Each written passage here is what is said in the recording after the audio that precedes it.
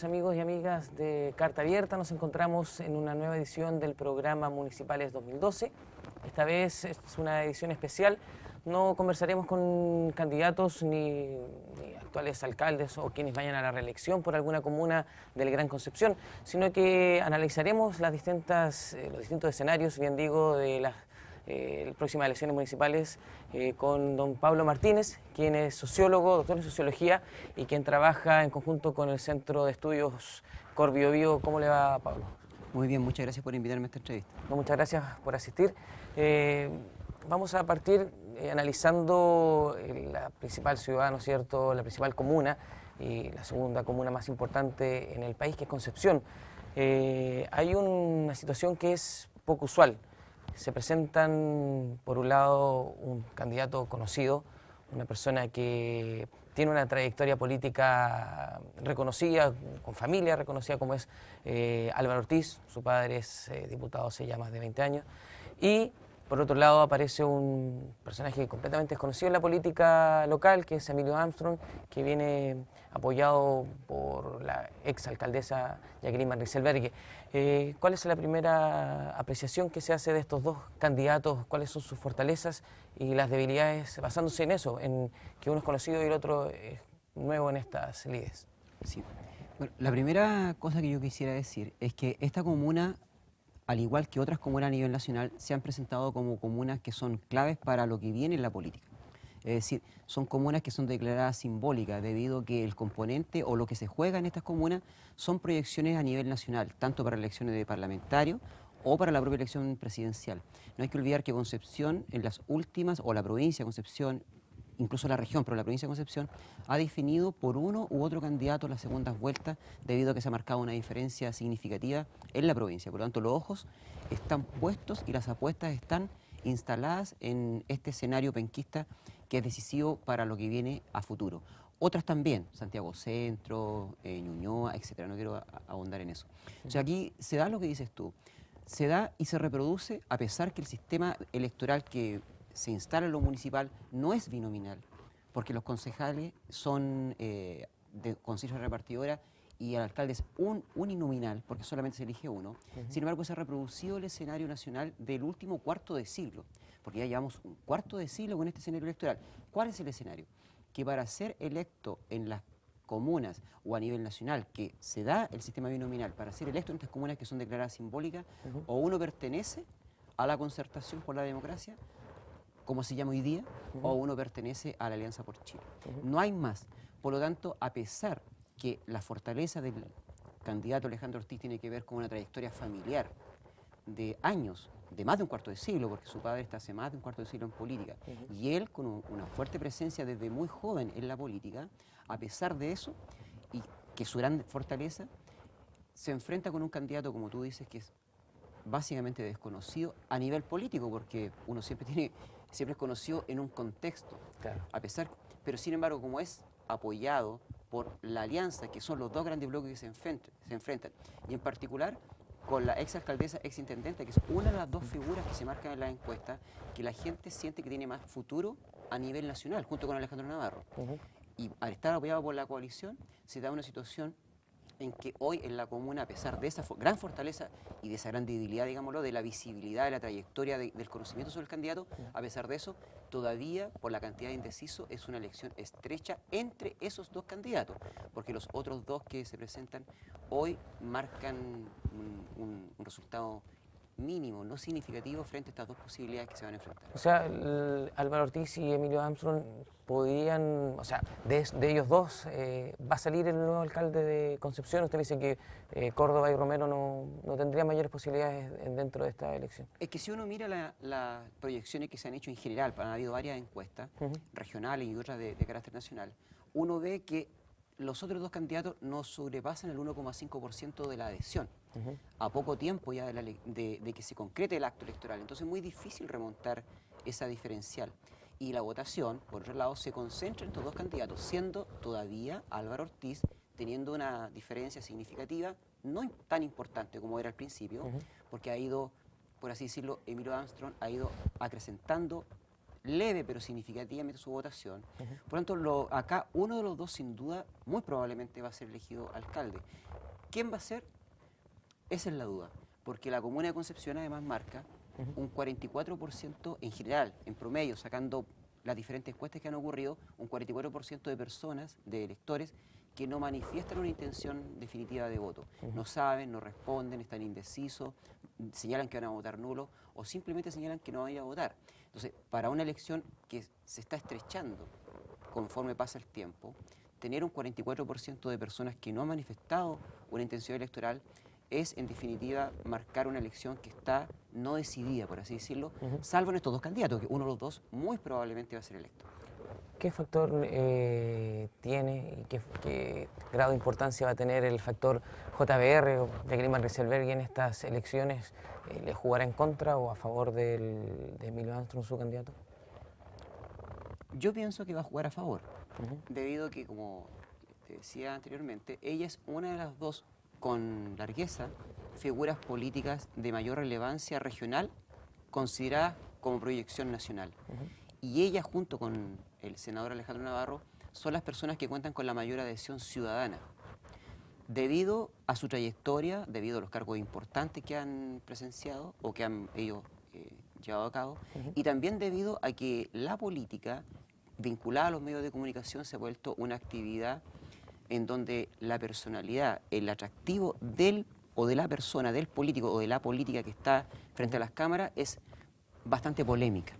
Por lo tanto, como Alejandro Navarro, con los últimos acontecimientos que se conocen, los últimos solamente, y la misma exintendenta, exalcaldesa, tienen un perfil donde su liderazgo es de un fuerte contenido mediático y además enfrentado siempre a una polémica que nunca para, siempre hay un motivo por qué polemizar.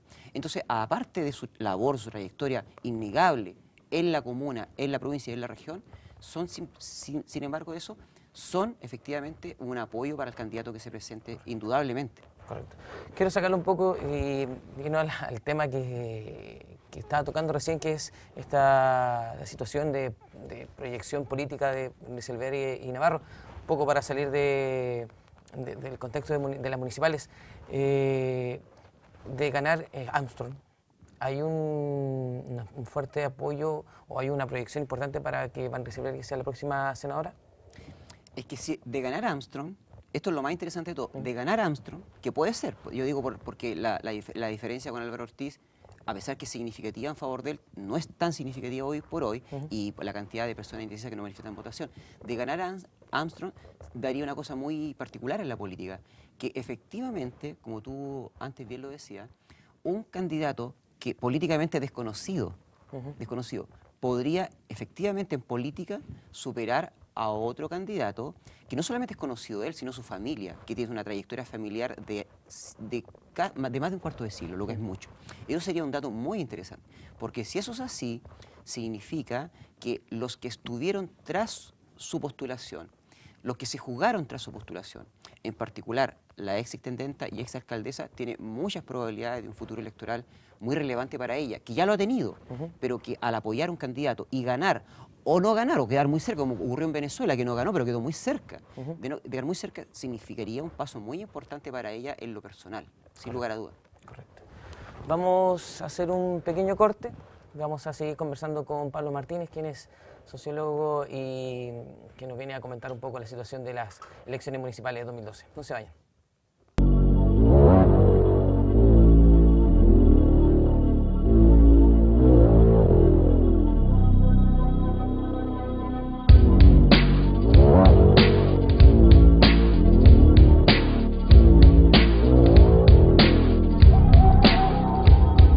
El tamaño de tus logros es el tamaño de tus sueños. Santo Tomás, tú puedes. Vamos a conversar un poco y vamos a ir allá. Hola, ¿qué tal? Muchas gracias por estar de vuelta en Municipales 2012. Seguimos conversando con Pablo Martínez, sociólogo y participante del Centro de Estudio Cor Bio Bio, que nos ha comentado ya cómo se ve el futuro político en las municipales 2012 para Concepción. Vamos a pasar a conversar ahora a otra de las comunas igual importante y que ha tenido un crecimiento relevante durante los últimos años, que es San Pedro de la Paz. Aquí hay un panorama que es más bien distinto. En Concepción, usted me decía, hay 2 candidatos que se disparan. En cambio, en San Pedro hay 4 candidatos relativamente iguales, siempre que hay uno que está sobre el resto, que es Jaime Soto, pero lo siguen Audito Retamal, Félix González, Sandra Herman y el mismo Álvaro Rivas. ¿Cómo se ve? ¿Qué es lo que va a marcar en definitiva las elecciones en San Pedro de la Paz? Sí, a diferencia de Concepción, donde como tú dices, hay 2 candidatos que acaparan o acumulan la mayor cantidad de intención de voto y que probablemente uno de ellos 2 va a ser elegido el alcalde. En San Pedro de la Paz hay 4 candidatos que hoy día manifiestan una intención de voto significativa y que podría ocurriendo una sorpresa, podría efectivamente cualquiera de los 4 ser elegido hoy alcalde. Claro, mayor probabilidad tiene Jaime Soto y Audito de Retamal. Ya fueron alcalde, uno es alcalde y la mayor intención de voto se concentra en ellos 2. Pero tanto Félix González como Álvaro Rivas manifiestan también un voto considerable en su favor. ¿Por qué puede ocurrir algo interesante, algo sorpresivo? Porque la comuna de San Pedro de la Paz, en relación a la de Concepción y la de Talcahuano, que vamos a comentar acá, es la que tiene una mayor cantidad de personas que no manifiestan una intención de voto, llegando casi a la mitad. Es decir, 1 de cada 2 electores hoy no tiene una decisión tomada por quién va a votar, ni siquiera tiene una decisión tomada si es que va a votar. Entonces, como es 1 de cada 2, si algún candidato, o más de un candidato, o los 4 candidatos, hacen un trabajo significativo, dirigido a este continente electoral, efectivamente podría ocurrir una sorpresa, porque un 50% de la adhesión todavía está por verse distribuida básicamente en estos 4 candidatos que marcan las mayores preferencias. Entonces, acá uno podría decir que la disputa, al igual que en Concepción, podría concentrarse en Audito Retamal y Jaime Soto. Claro. Pero hay una diferencia, porque el tercer y cuarta intención de voto no es una intención de voto menor, sino que es significativa, y no está tan alejada de las 2 primeras postulaciones o de las 2 primeras adhesiones. Por lo tanto, teniendo la mitad de los ciudadanos que todavía no manifiestan intención de voto, perfectamente podría ocurrir ahí una sorpresa. ¿Qué decisiones políticas podrían marcar la diferencia en San Pedro de la Paz, considerando que los requerimientos de la comuna van más allá de la autoridad municipal? Recordemos que el tema de una nueva carretera costera o el tema del mismo extensión del biotren más allá de los límites de San Pedro o cerca de los límites donde termina San Pedro y colinda con Coronel, evidentemente van más allá de la autoridad política municipal. ¿Qué factores o qué decisiones políticas pueden marcar la diferencia en una comuna con tantos electores como San Pedro de la Paz? Hoy día, más que los proyectos a futuro, porque si uno revisa las propuestas de los candidatos, todos manifiestan las preocupaciones que tú conoces, manifestaste ahora, que son preocupaciones que están a los ojos vistas, porque los tacos, etcétera, los problemas que hay ahí, habría que estar muy fuera de tono, muy fuera de lo que ocurre en la comuna, muy alejado de los problemas de la gente para no darse cuenta de lo que está ocurriendo ahí hoy día. Entonces eso, yo creo que la diferencia no va a ir por ahí. La diferencia, ¿dónde está? En saber quiénes son, que relativamente se sabe, los que no manifiestan intención de voto. Se supone que los que no han manifestado una intención de voto decisiva son sobre todo el nuevo padrón. Claro. Y si uno dice, es el nuevo padrón el que todavía no se manifiesta porque por algo no se había inscrito, y uno ve quién es el nuevo padrón, básicamente son personas de menos de 28 años. Es decir, básicamente son jóvenes que se distribuyen en las distintas poblaciones y sectores de la comuna. O sea, lo que podría marcar la diferencia hoy en San Pedro de la Paz es cuál es el candidato que efectivamente tiene un discurso, porque ahora se están viendo los discursos, tiene el discurso que logra una mayor adhesión o no en ese continente importante de jóvenes, sobre todo jóvenes, que no manifiestan ninguna intención de voto hoy.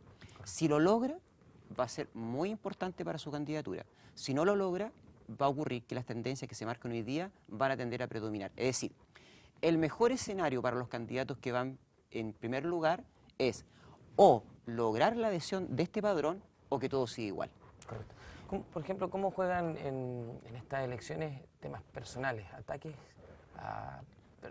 personales, sobre todo entre los mismos candidatos? ¿Hay una importancia en este tipo de política sucia, por así decirlo? Yo creo que a esta altura lo único que se logra con eso es desprestigiar todavía más la acción política, porque si es por sacar alguna situación incómoda, alguna situación, como tú dices, de política sucia, de perfilarse uno enlodando al otro, yo sinceramente creo que a esta altura los políticos entre ellos tienen para sacarse todos contra todos.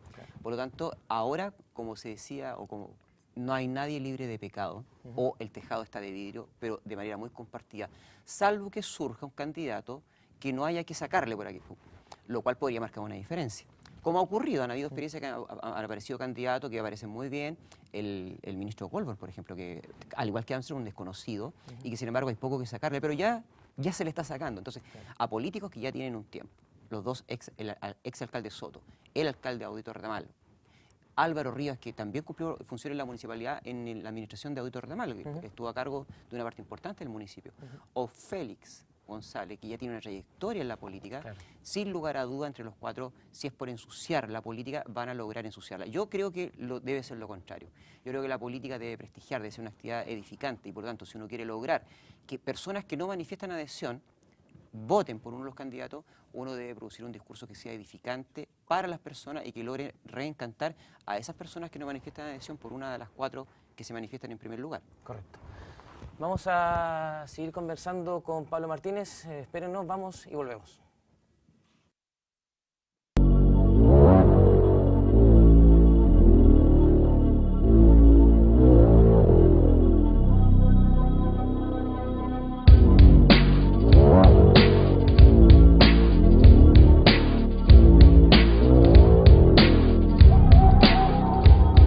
El tamaño de tus logros es el tamaño de tus sueños.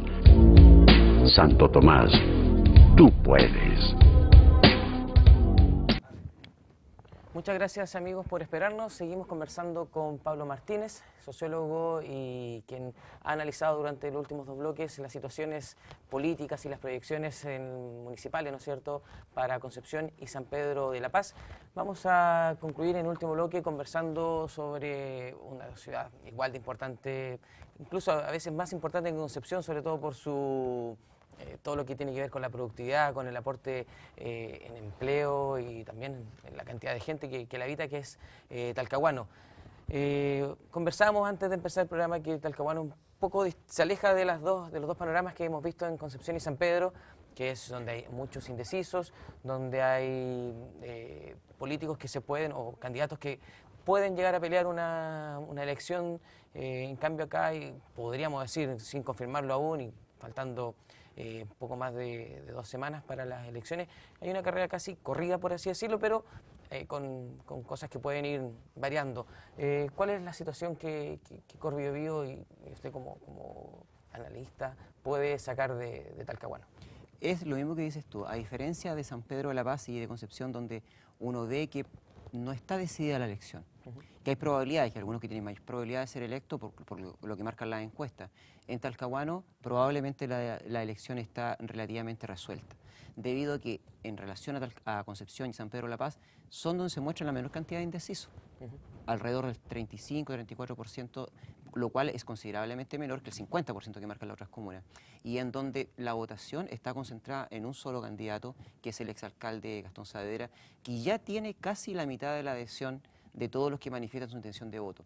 Por lo tanto, teniendo ya casi la mitad de la adhesión, no habiendo ningún candidato que pase los 4 o 5 puntos, que sería el segundo que está y que se enfrenta a él, y teniendo la menor cantidad de indecisos, muy probablemente la elección ahí está relativamente resuelta. Siempre hay un factor de incertidumbre, ¿sí? Siempre hay un factor de incertidumbre, que pueda pasar un evento extraordinario, que es, creo yo, lo que debería ocurrir en Talcahuano para que esto no se concrete. Porque si uno hiciera el ejercicio y sumara el 35%, por ejemplo, de personas que están indecisas, y esa votación completa se le atribuyera al segundo contenedor o a la segunda preferencia, que sería muy extraño que eso ocurriera, que toda la intención de voto de los indecisos se fuera solamente a un candidato, más bien hay una distribución proporcional entre ellos, pero así todo, si uno le sumara toda la votación que resta por decidir al segundo nombre que va luego del probable alcalde Gastón Saavedra, así todo, Gastón Saavedra ganaría igual la elección, lo cual uno dice, entonces ahí ya hay una situación que muy probablemente ya se resolvió en favor del exalcalde y que probablemente va a seguir siendo alcalde de la comuna de Talcahuano.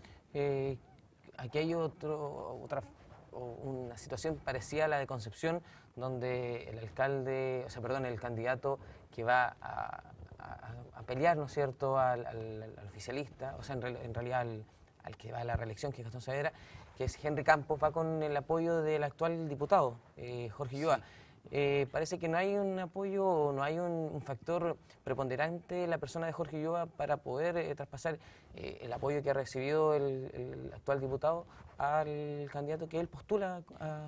Pero yo creo que hay una diferencia, porque Jorge Ulloa, cuando uno ve cuáles son los políticos con mayor futuro a nivel regional, Jorge Ulloa siempre está entre los 4 primeros y siempre está casi tercero, luego de Alejandro Navarro y Jacqueline Becerbergue. Por lo tanto, él también tiene un peso específico relevante en la política provincial, la política regional y con proyecciones nacionales, como le ve la gente en nuestra región. La diferencia es la siguiente, que Emilio Armstrong no compite contra un ex alcalde, sino compite con una persona que tiene presencia política, que tiene trayectoria, que tiene familia, pero que no es el ex alcalde. A diferencia en Talcahuano, donde se compite contra el exalcalde o que recién ha dejado sus funciones. En una comuna, además, donde las características, por así decirlo, caudillistas han marcado a los alcaldes de la comuna. Hay que recordar que Leo Camporto fue eterno en el municipio. Por lo tanto, también ahí, el elector de Talcahuano, también está esto de volver a elegir y de volver a reelegir al que ya está, obviamente si lo hace relativamente bien o muy bien ¿sí? para la comuna.